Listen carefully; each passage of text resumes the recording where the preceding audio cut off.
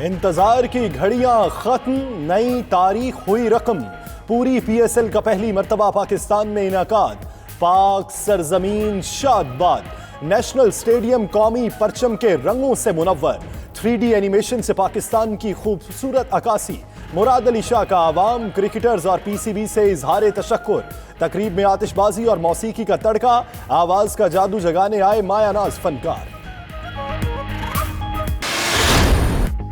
Pakistan super league season 5 का पहला मौका दिफाई चैंपियन कोटा ग्लैडिएटर्स और 2 बार की चैंपियन इस्लामाबाद यूनाइटेड के दरमियान कराची में मुकाबला। कोटा की टीम को Sarfaraz Ahmed, Ahmed Shahzad, Shane Watson, Jason Roy, Mohammad Nawaz, Hasnain और नसीम शाह की खिदमात हासिल। इस्लामाबाद के स्क्वाड में शादाब खान, आसिफ अली, डेविड मिलान, लुक रॉन्ची, कॉलिन ग्राम, डेल स्टेन, फहीम अशम भी शामिल।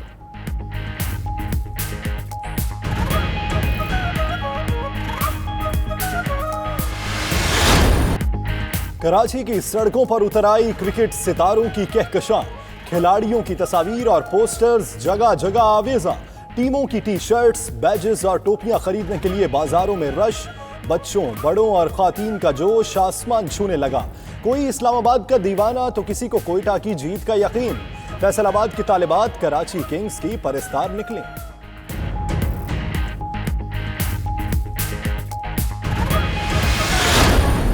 पहले मैच से कबल ही कोयटा ग्लैडिएटर्स को लगा जोर का झटका। जारिम मज़ाब बल्लेबाज उमर अकमल हर तर्ज की क्रिकेट के लिए मुअत्तल।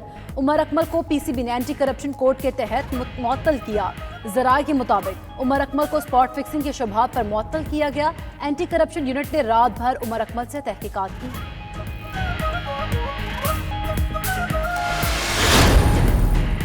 मैचेस से कबल शुरू हो गए तनाजात। इमाद वसीम के बॉल टेम्परिंग के इल्जामात। कराची किंग्स के कप्तान इमाद वसीम कहते हैं वहाब रियाज, सुहेल खान और रवि बोपारा गेंद को छीलते हैं। मैच रेफरी रोशन माहनामा ने कप्तानों के साथ मुलाकात में कहा, अगर पीएसएल में किसी ने बॉल के साथ छेड़छाड़ की तो सख्ती से पेश आएंगे।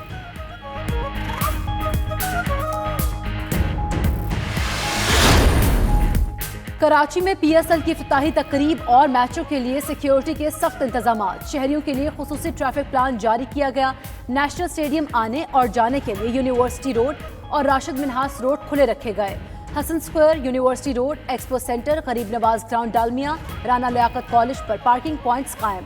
शायकीन की स्टेडियम तक आमदोरफ्त के लिए शटल सर्विस फराहम।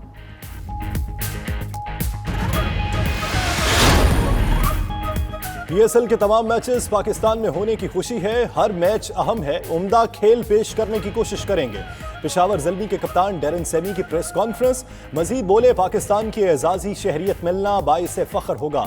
कराची किंग्स के कप्तान इमाद वसीम होम ग्राउंड में खेलने को बेताब। शर्जील खान की वापसी को खुश आइंद करार दे दिया।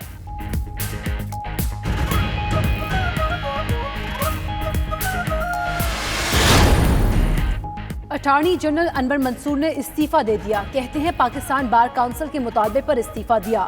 फरूक नसीम कहते हैं अनवर मंसूर इस्तीफा ना देते तो हटा दिए जाते। वजारत कानून ने अटॉर्नी जनरल की अदालत में दिए गए बयान से इजहार लाताल्लुकी भी कर दिया। सुप्रीम कोर्ट में जमा जवाब में कहा, अटॉर्नी जनरल ने 18 फरवरी को जो बयान दिया उसकी इजाजत हुकूमत से नहीं ली।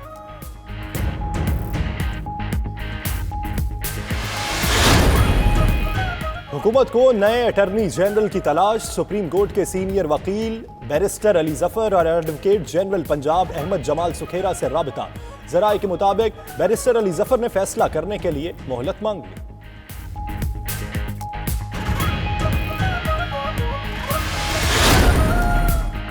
पंजाब हुकूमत ने निजी यूनिवर्सिटीज की मुतालबात के हल के लिए कमेटी बना दी। सूबाई वजीर यासिर हमायूं कहते हैं तालीमी मयार को ऊपर लेकर जाना है तो निजी तालीमी इदारों के साथ मिलकर काम करना होगा। प्राइवेट सेक्टर के कुछ जायज तहफ़्फ़ुज़ात हैं। प्राइवेट इन्वेस्टर्स का एहतराम करते हैं। प्राइवेट यूनिवर्सिटीज एसोसिएशन के चेयरमैन डॉक्टर अब्दुल रहमान ने कहा, मुतालबात बहुत अच्छे तरीके से सुने गए।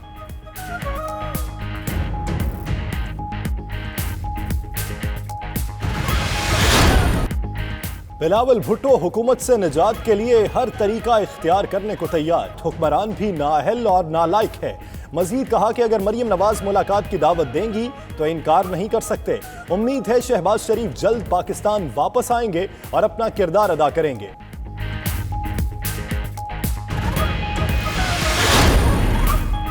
नवाज शरीफ की सेहत और सजा मौतली में तौसी के लिए कायम कमेटी का इजलास। नून लीग की शिरकत से मौजूद अता तारर ने खत में बताया उन्हें शिरकत के लिए कम वक्त दिया गया। इजलास किसी और दिन रख लिया जाए। राजा बशारत कहते हैं मजीद 24 घंटे का वक्त दिया है, अगर फिर भी रिपोर्ट ना आई तो कानून के मुताबिक सिफारिशात मुरतब करेंगे।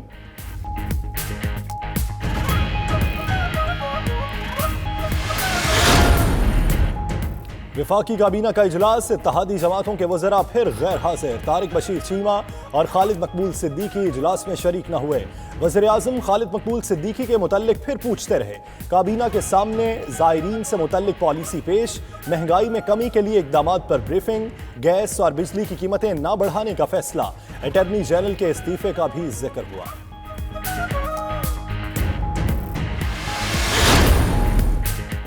FATF का पाकिस्तान को ग्रे लिस्ट में बरकरार रखने का फैसला। पेरिस में पाकिस्तान से जायजा मुज़ाकरात मुकम्मल। ज़राए वज़ारत ख़जाना के मुताबिक पाकिस्तान को 13 कारकर्दगी अहदाफ सितंबर 2020 तक मुकम्मल करने की मोहलत देने का फैसला हुआ। जून में दोबारा कारकर्दगी का जायजा लिया जाएगा।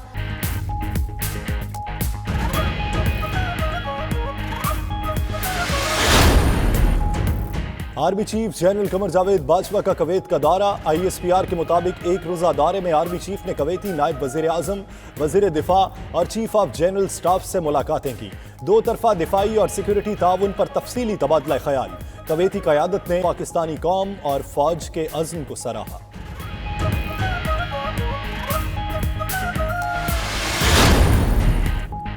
शंघाई ताउन तंजीम के डिफेंस और सिक्योरिटी वर्किंग ग्रुप का 2 रोज़ा इजलास। ISPR के मुताबिक पाकिस्तान की मेज़बानी में 7 मुस्तकिल रुकन ममालिक और बेलारूस की बहसियत मुबस्सिर शिरकत। पाकिस्तान, चीन, रूस, भारत और वस्त एशियाई रियासतों के वफूद शरीक हुए। इलाकाई सलामती के लिए SCO रुकन ममालिक में ताउन पर गौर।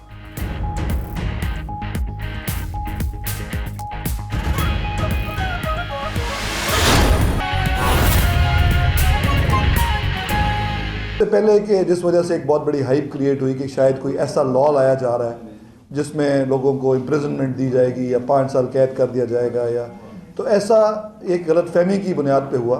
एक कंसल्टेटिव ग्रुप PHEC का था जिन्होंने कुछ ड्राफ्ट किया था। वो कॉपी जो है वो प्राइवेट सेक्टर तक शायद पहुंची, लेकिन आप सब जानते हैं कि लॉ ऐसे नहीं बनता। लॉ पहले कंसर्न डिपार्टमेंट के पास आता है, फिर इवेंचुअली एक लंबा प्रोसेस के बाद असेंबली में पहुंचता है और पास होता है। तो जो लॉ अभी अपनी एम्ब्रॉयनिक स्टेज में भी नहीं है, उसकी वजह से ये गलतफहमी पैदा हुई। तो वो तो क्लैरिफाई कैटेगोरिकली कर दिया गया कि ऐसा कोई लॉ ऑन द कार्ड्स है ही नहीं। तो एक तो ये गलतफहमी दूर हुई।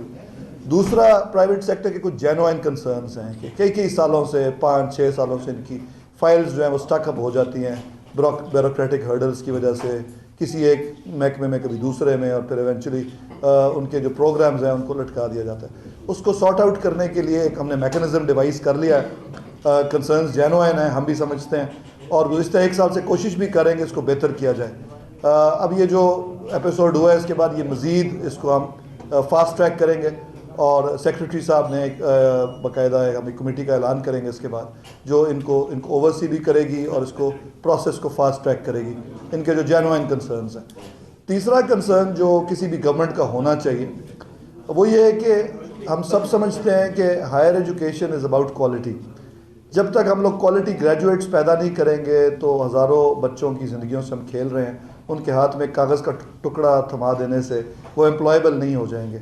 आज अगर पाकिस्तान दुनिया में पीछे है तो उसकी एक बहुत बड़ी वजह है कि हमारा जो एवरेज ग्रेजुएट है उसको इंटरनेशनल एम्प्लॉयबिलिटी उसकी ना होने के बराबर है, और अपनी क्वालिटी को ऊपर लेके जाना है। इसमें ऑफ कोर्स गवर्नमेंट सेक्टर का भी बहुत बड़ा रोल है, लेकिन प्राइवेट सेक्टर एक बहुत बड़ा रोल प्ले कर सकती है अगर हम एक पॉजिटिव एंगेजमेंट करें, उनके साथ मिलजुल के काम करें। तो हमने उसमें मुख्तलिफ चीज़ें ज़ेर बहस आई। सब कैंपसेस का कॉन्सेप्ट, उसको इम्प्रूव कैसे करना है या उसको आगे किधर लेके जाना है, ये अब मुस्तकबिल में हम इसको सॉर्ट आउट करेंगे। लेकिन बहरहाल ये बात तयशुदा है कि हायर एजुकेशन की क्वालिटी पे कॉम्प्रोमाइज़ ना प्राइवेट सेक्टर करेगा ना गवर्नमेंट सेक्टर करेगा, और हम मिल के इसको ऊपर लेके जाएंगे ताकि हमारे जो भी ग्रेजुएट्स प्राइवेट सेक्टर या गवर्नमेंट सेक्टर की यूनिवर्सिटियों से निकलें वो एम्प्लॉयबल हों फ्यूचर में, क्योंकि ये मेरा ख्याल हमारी एक कौमी जिम्मेदारी है। बच्चे माँ बाप बड़ी मुश्किल से अपने बच्चों की फीसेस पे करते हैं, वो जब डिग्री लेके निकलते हैं तो उस डिग्री के कोई मानी होने चाहिए। ये सब मेरे जो प्राइवेट सेक्टर के दोस्त हैं इसको वो भी अप्रिसिएट करते हैं, गवर्नमेंट भी अप्रिसिएट करती है। इससे हमें मौका ये मिलेगा कि हम मिलजुल के इसकी बेहतरी के लिए काम कर सकें।